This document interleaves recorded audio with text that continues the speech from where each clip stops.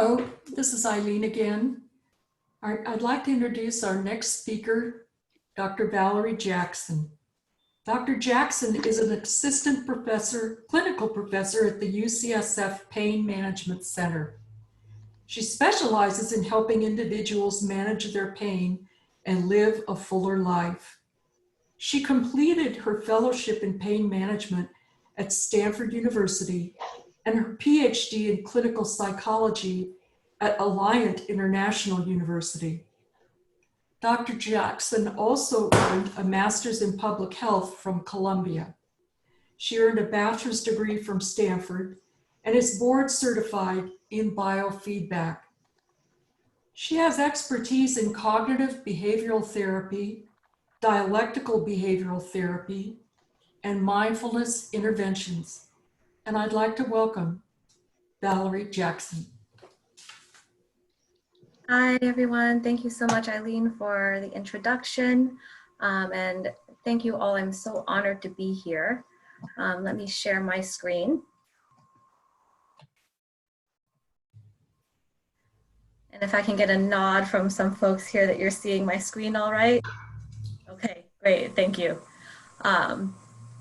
So thank you so much, everyone, for logging in today. It's such a pleasure to be able to be a part of this community, and I really am so honored to have been asked to talk a little bit more about coping with migraine. And Dr. Riggins and Jenn both spoke so eloquently about some of the importance of all these different ways of coping with migraine, things like lifestyle changes, advocacy, finding community.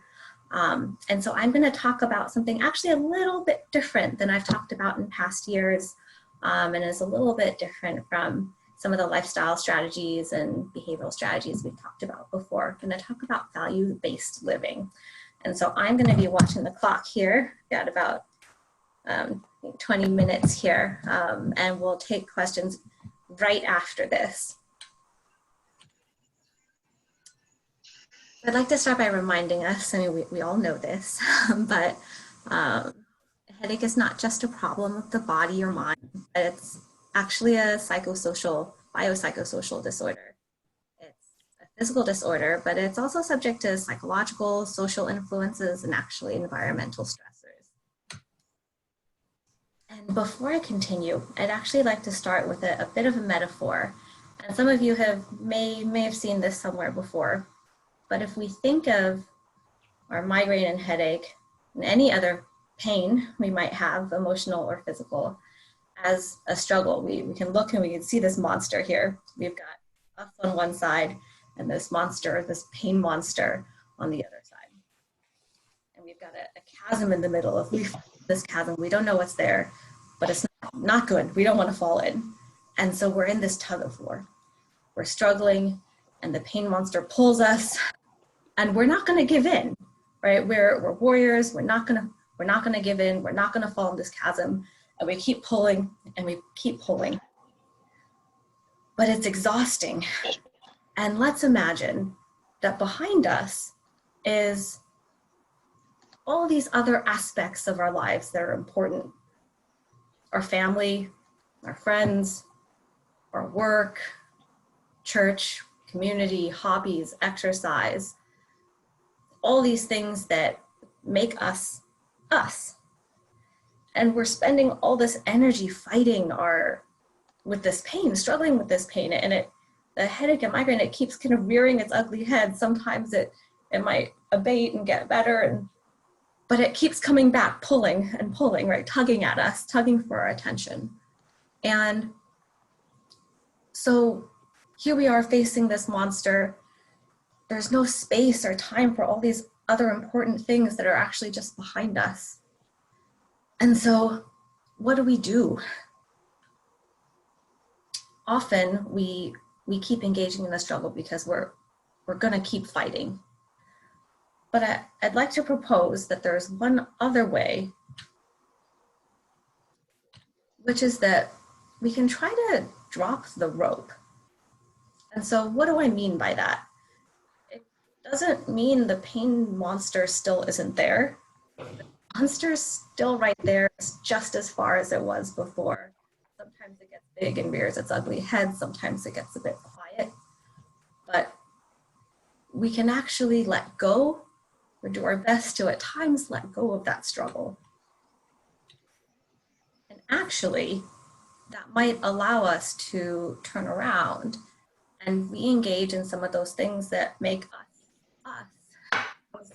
like our friends, our family, our community, all these things that are important to us that, as Jenn spoke so beautifully of, that get taken from our lives. And I'm not saying this is easy or always consistent, but it's one way of thinking a bit differently about how we engage with pain and suffering and how we engage with the other important things in our life.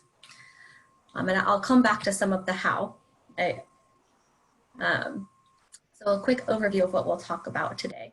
So we know already from Dr. Riggins' talk, research shows that all these non-pharmacological treatments are helpful for managing headache and migraine. So stuff like lifestyle modification, there's a lot of research like Dr. Riggins touched on about vitamin D and exercise, sleep and routine, stuff like stress management skills I've talked with. I see there's a lot of familiar faces actually on here today. I've talked with a lot of you individually and in groups about this. Things like psychotherapy can be helpful. Today, we're going to focus on a type of psychotherapy called ACT, acceptance and commitment therapy. And really, I'm just going to touch on one very small piece of it, this value-based approach.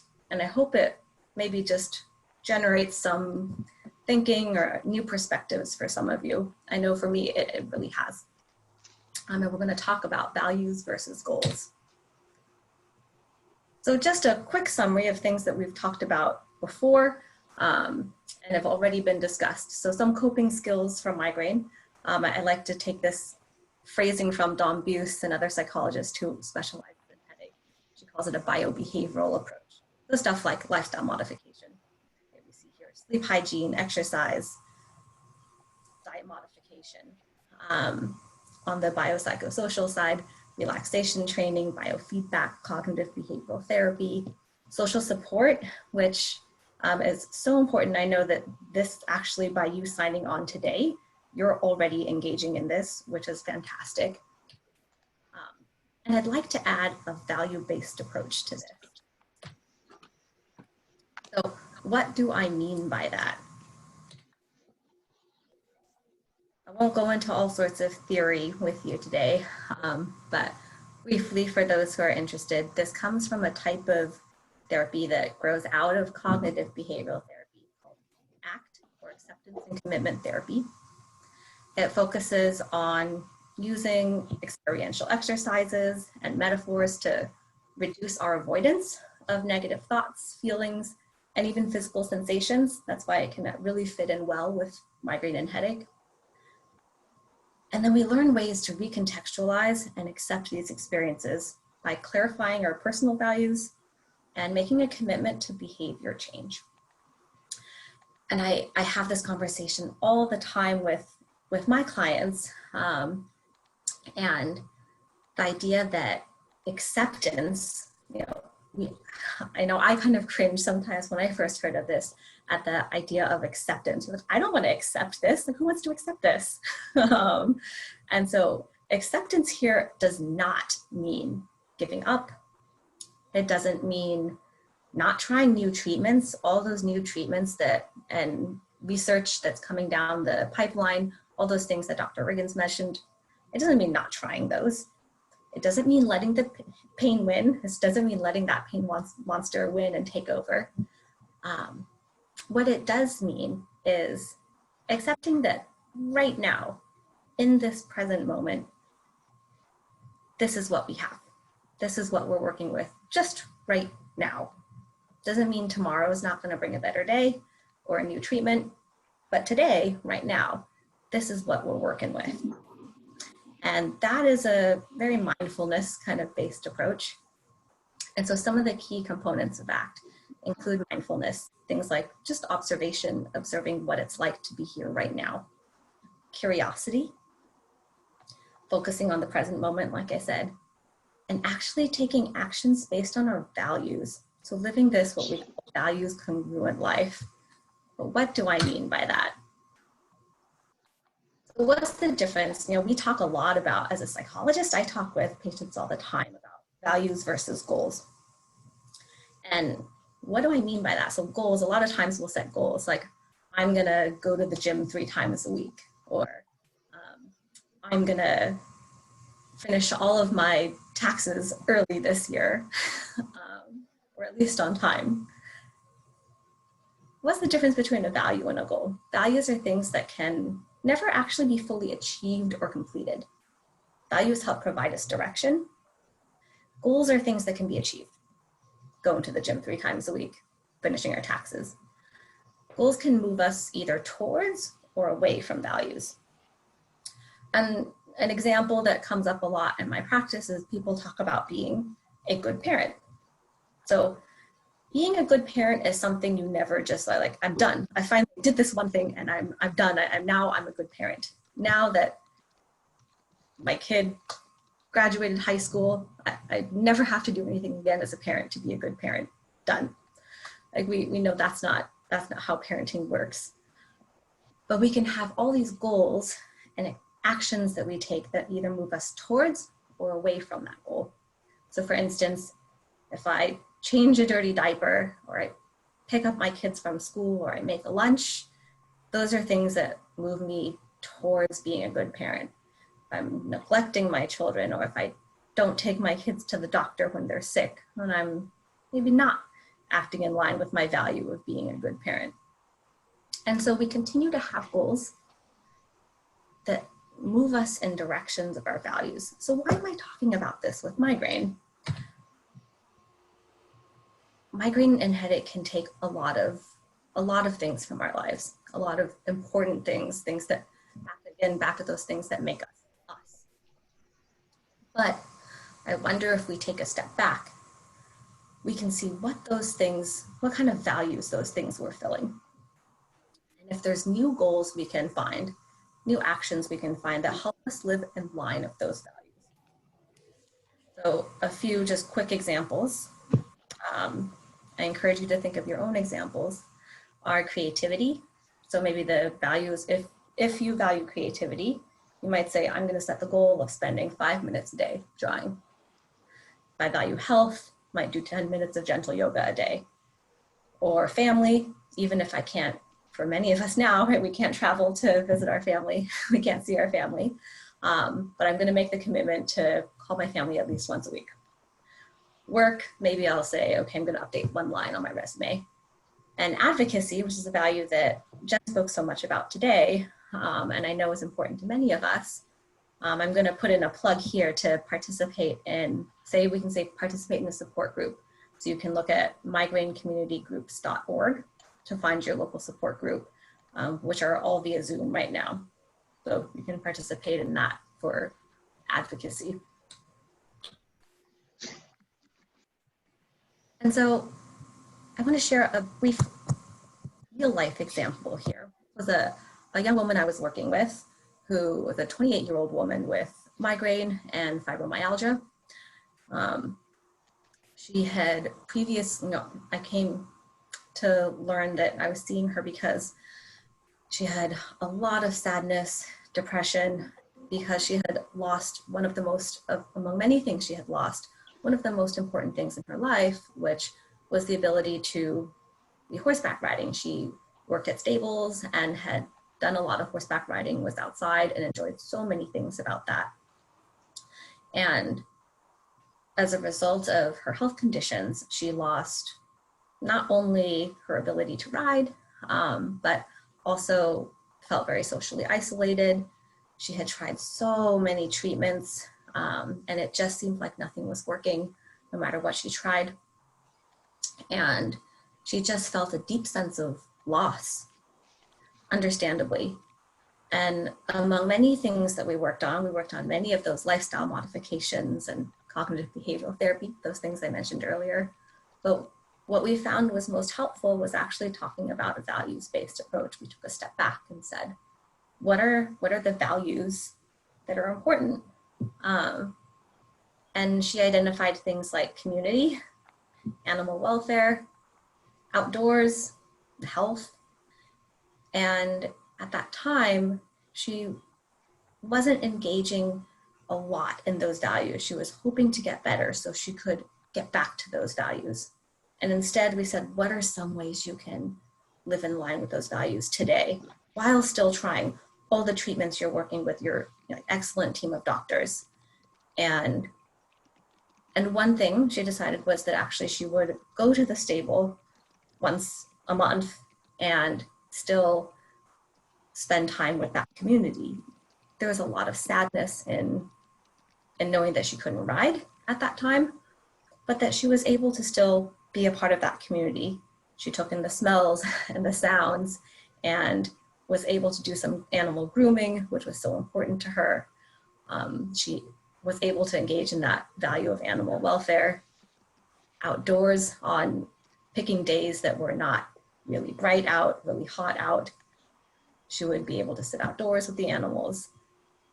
So while there is some sadness in that, there is also some re-engagement in the things that made her her.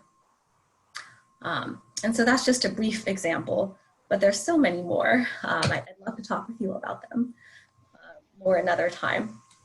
And so how do we identify our own values? Everybody's values are different. There's no right or wrong values. One way here is this valued living questionnaire. And these are all things that are, everything I'm talking about today is like public domain, so you can always Google them and find them and look at them later. So one way you can think about, this is a quick overview of kind of top 10 categories, big broad categories of values. And you can kind of rate, are these things important to me? Spirituality, work, education, family, parenting. How important are these to me? They might all be very important, but you might have a few standout ones. And from there, you can kind of really think about what your values are. Today, we're going to have an additional opportunity to practice.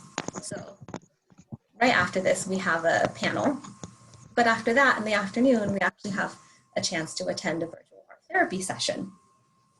And if that appeals to you and if you attend, I'll ask you to just think about what values might this align with?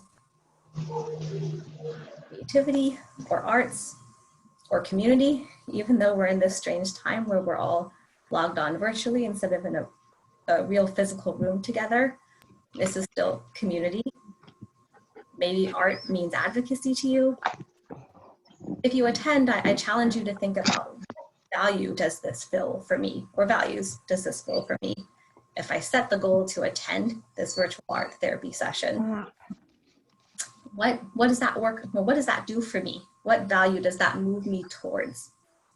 And so I'll add an additional challenge for you if you would like to try engaging in this idea of value-based living. Make a commitment to yourself today to spend just 3 minutes, sometime after this, maybe even during the break, or sometime this afternoon or evening.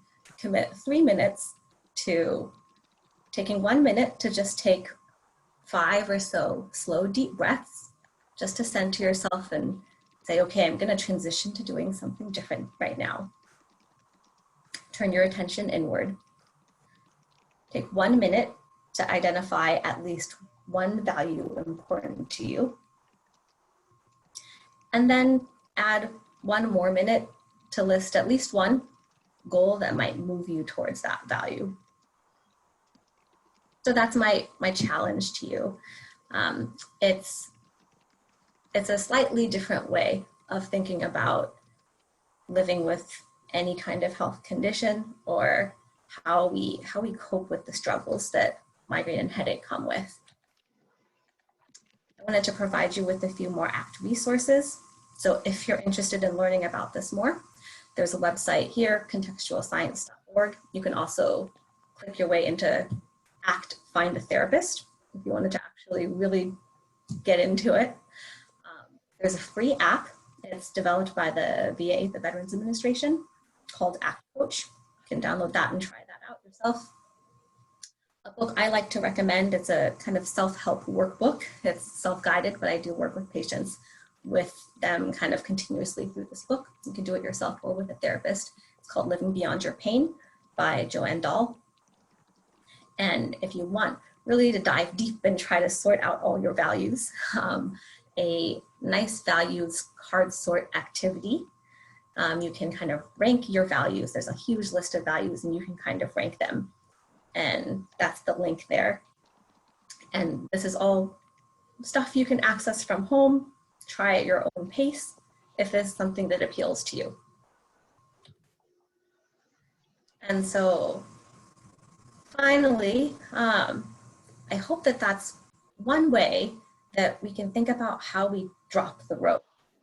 So, you know, Dr. Riggins talked about all these ways that we can actually quiet that pain monster, right? Maybe we can get rid of him or make him smaller.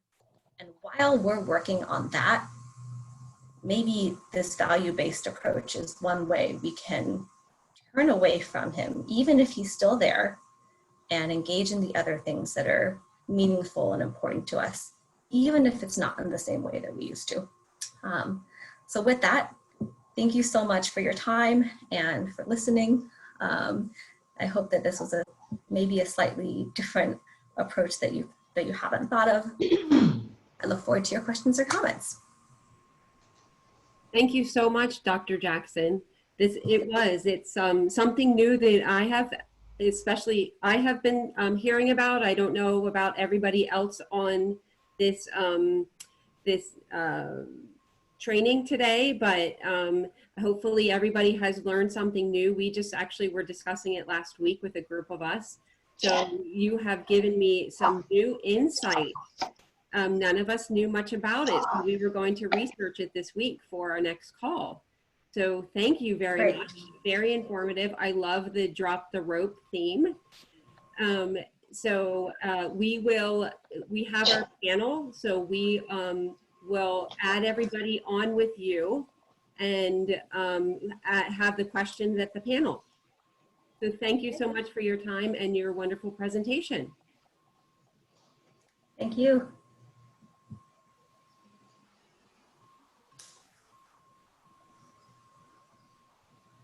So our next speaker is on our panel. We have our next speaker we're going to add, who hasn't been introduced, is on our panel is Annika Ehrlich, and she is a nurse practitioner, and she provides care for patients at UCSF Headache Center. She's a certified family nurse practitioner and is certified by the American Academy of Neuroscience Nursing. With a focus on self-advocacy, she treats each patient in the context of their environment, individual background, and circumstances. She provides holistic care via Western medicine and helps patients connect with resources to help with headaches, such as Yoga for Headaches workshop and the Linger Yoga Institute in San Francisco, pain psychology methods, acupuncture, neurokineticals, aromatherapy, and physical therapy. She is a yoga practitioner and believes that yoga and meditation can be modified to the needs of the patient and is beneficial for everyone. So welcome, Annika, to the panel and to the rest of the day. Thank you so much. You're welcome. So we now have a panel of 3, and I am going to get to our questions for everybody. So give me 1 second to pop over to our questions. And thank you everybody for everything. And we will go through some of the questions that we have on that we've gotten from our guests today. So one of the first questions that we have here is, will the aromatherapy suggestions work for prevention or only as a treatment once headache has begun? And that is for Dr. Riggins. Thank you. Yes, so aromatherapy can be used for as needed treatment. There's a lot of wonderful devices. They look different. And it can be bracelets, it can be something look like lipstick. It's very creative area. And because of no side effects, it's really effective for us needed. We do think that brain sensitization exists. And the less pain someone has, the better it is for the next day. And aromatherapy can be used on daily basis and will become as preventive management this way. So absolutely, if it works for acute, I would repeat it more often. And it does have very good promise to help overall. Thank you. Thank you so much.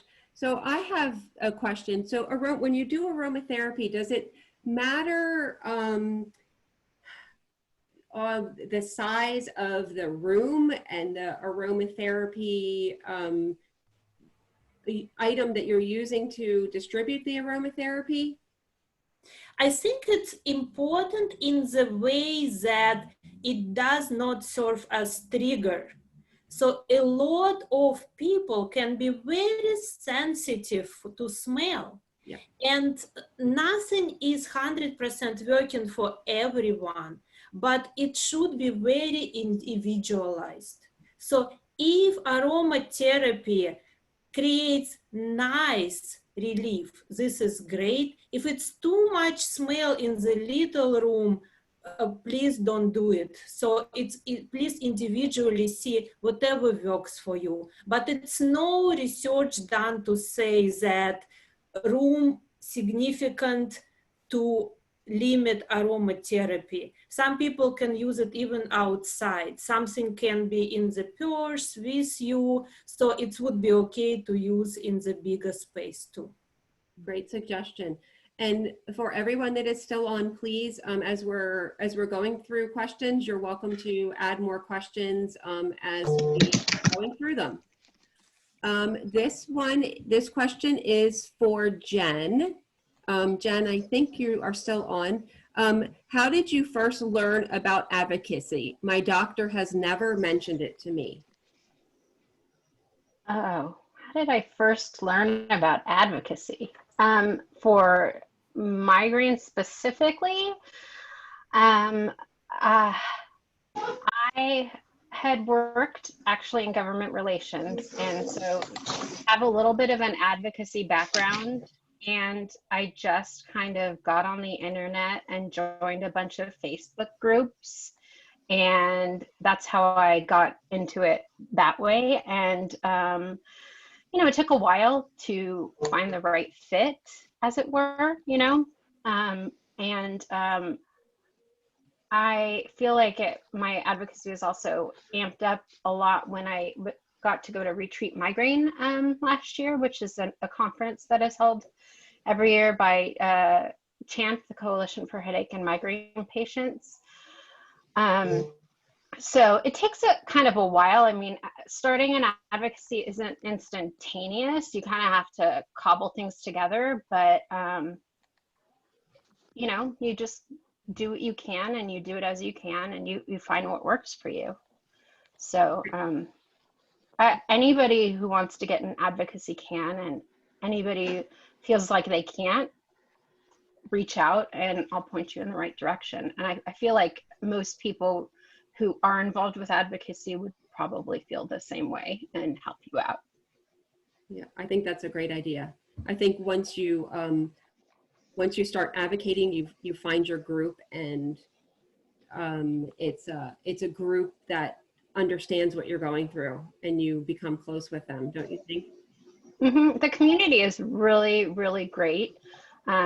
I've tried advocating in different communities, and I found this community to be very, very different and very welcoming and very helpful. And I would say that most people would be willing to help you get started. And even if it's not necessarily with what they're doing, that everybody knows the resources and what other people are doing. So they know, you know, where to send you and how to help you, and they're willing. So I think that there's a lot, and there's a ton of organizations doing great stuff now, you know, so there are people and they're willing to help, and reaching out is really easy because everybody seems to be home right now. So might as well go for it. Very true. No, that's so true. Great. Thank you very, very much for that. Okay, let's see. Question for everyone and anyone on the panel. Actually, this is another advocacy question. Why do you feel that advocacy is an important part of a person's treatment plan? I'm happy to speak to that, Katie. Okay. I'm sure all of us can speak to that, many of us here.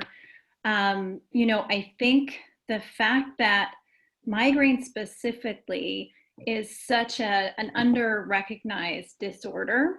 It's underfunded in terms of research and money for treatments, insurance coverage of treatments, recognition of the types of disability that can be caused by migraine. So it's number one, it's really important for all of us to band together and speak up to get funding for research, to get funding for headache specialists and you know, training providers to provide treatment and appropriate treatments for migraine. But also, you know, it helps us become empowered in our care. So not only providers, but all patients. So when you can have an impact and come together and work together and raise awareness, and then that helps you and also helps the community, helps your family understand, your coworkers understand what you're going through, so you're not invisible. Yeah, I agree with that 100%. You're spot on. Yeah, you're so right. So that's a great answer to that.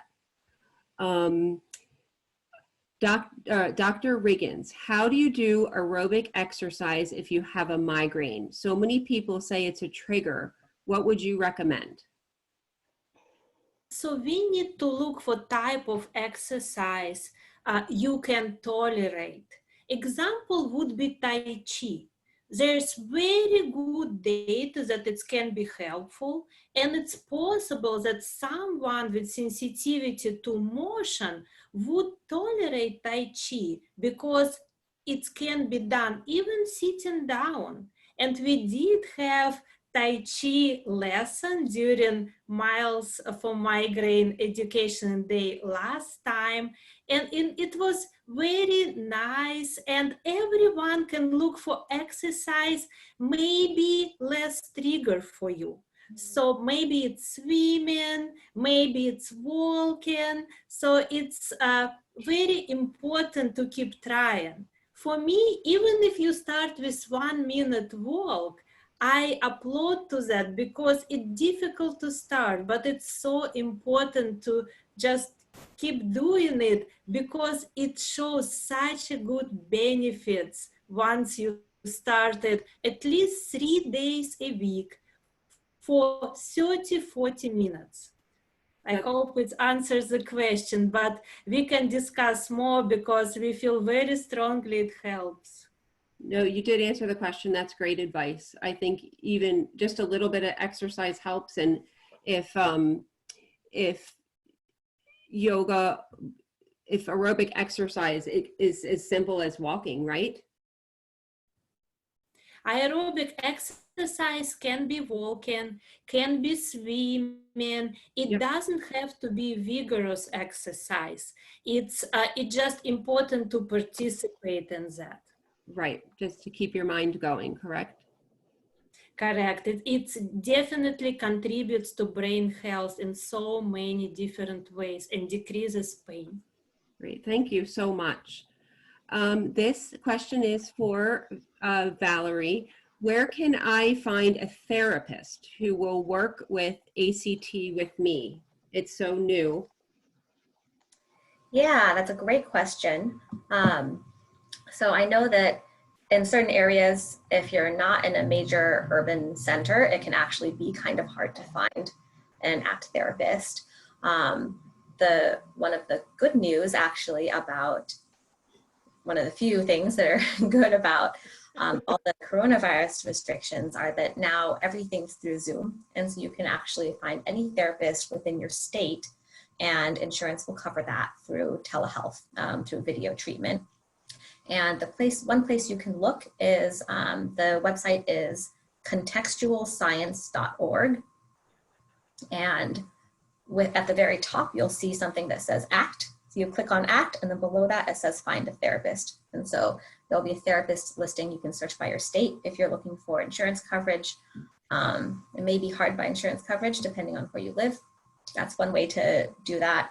And other way is if you want to do a self-guided version, I would recommend that book that I mentioned earlier, Living Beyond Your Pain by Joanne Dahl. The last name is D-A-H-L.